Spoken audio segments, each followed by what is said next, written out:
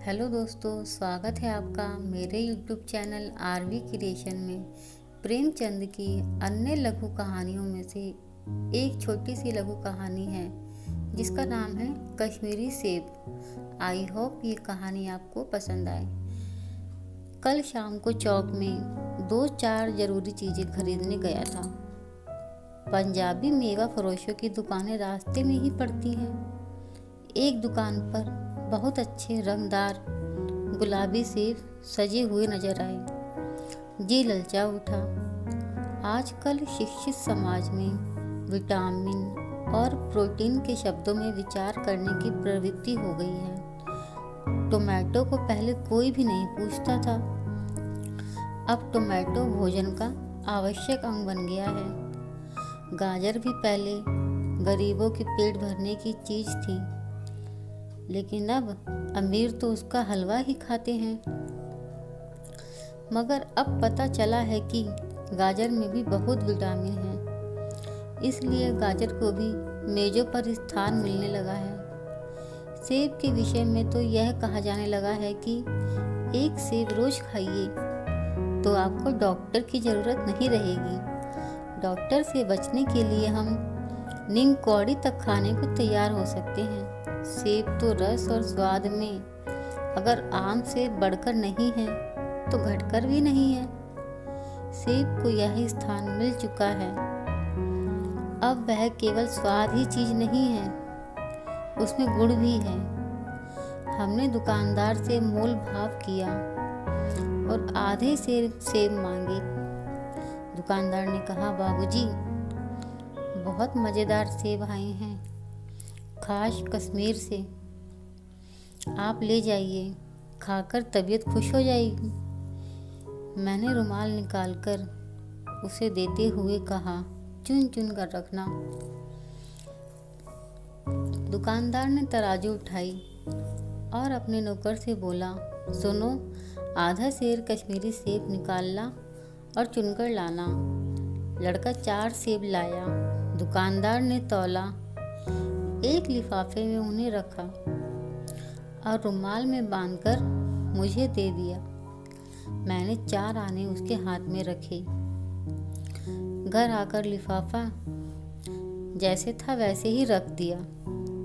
रात को सेब या कोई दूसरा फल खाने का कोई कायदा नहीं होता है। फल खाने का समय तो प्रातः काल का ही होता है।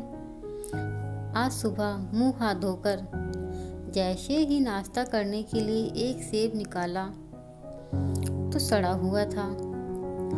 1 रुपए के आकार का छिलका गल गया था। समझा रात को दुकानदार ने देखा नहीं होगा। अब दूसरा निकाला, मगर यह आधा सड़ा हुआ था। अब संदेह हुआ, दुकानदार ने मुझे धोखा तो नहीं दिया है। तीसरा सेब निकाला, यह सड़ा हुआ नहीं था, मगर एक तरफ दबकर बिल्कुल पिचक गया था। चौथा देखा, ये तो बेदाग था, मगर उसमें एक काला सुराग था, जैसा अक्सर बेर में होता है। काटा तो भीतर से वैसे ही धब्बे जैसे बेर में होते हैं। एक सेब भी खाने लायक नहीं था। 4 आने पैसों का इतना गम नहीं हुआ जितना समाज के इस चारित्रिक पतन का। दुकानदार ने जानबूझकर मेरे साथ धोखेबाजी का व्यवहार किया है। एक सेब सड़ा हुआ होता तो मैं उसको क्षमा के योग्य समझता, सोचता उसकी निगाह नहीं पड़ी होगी। मगर चारों के चारों सेब खराब निकल जाएं, ये तो साफ साफ धोखा है। मगर इस धोखे में मेरा भी सहयोग था। मेरा उसके हाथ में रुमाल रख देना मानो उसे धोखा देने की प्रेरणा थी। उसने भाप लिया कि यह महाशय अपनी आंखों से काम लेने वाले जीव नहीं हैं और ना इतने चौकस हैं कि घर से लौटाने आएंगे। आदमी बेईमानी तभी करता है जब उसे अवसर मिलता है। बेईमानी का अवसर देना, चाहे वे अपने ढीलेपन से हो या फिर सहज विश्वास से, बेईमानी में सहयोग देना है। पढ़े लिखे बाबुओं और कर्मचारियों पर तो अब कोई विश्वास नहीं करता। किसी थाने या कचहरी या म्यूनिसिपैलिटी में चले जाइए, आपकी ऐसी दुर्गति होगी कि आप बड़ी से बड़ी हानि उठाकर भी उधर ना जाएंगे। पहले ऐसा नहीं था। व्यापारियों की साख बनी हुई थी।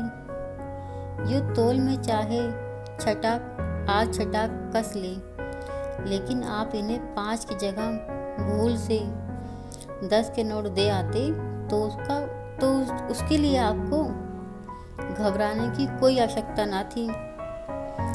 आपके रुपए सुरक्षित थे। मुझे याद है, एक बार मैंने मुहर्रम के मेले में एक दुकानदार से 1 पैसे की रेवड़ियाँ ली थी और पैसे की जगह 98 दे आया था। घर आकर जब अपनी भूल मालूम हुई तो दुकानदार के पास दौड़ा गया। आशा नहीं थी कि वो दुकानदार अब 98 लौटाएगा, पर लेकिन उसने प्रसन्न होकर 98 लौटा दी और उल्टे मुझसे क्षमा मांगी। लेकिन यहाँ कश्मीरी सेब के नाम से सड़े हुए सेब बेचे जाते हैं। मुझे आशा है पाठक बाजार में जाकर मेरी तरह आंखें ना बंद कर लिया करें, नहीं तो उन्हें भी कश्मीरी सेब ही मिलेंगे। सो गाइस, अगर खरीदारी करते समय सावधानी नहीं बरतें तो धोखा खाने की संभावना अधिक होती है, जैसे प्रेमचंद जी ने अपनी इस कहानी कश्मीरी सेब में बताई है।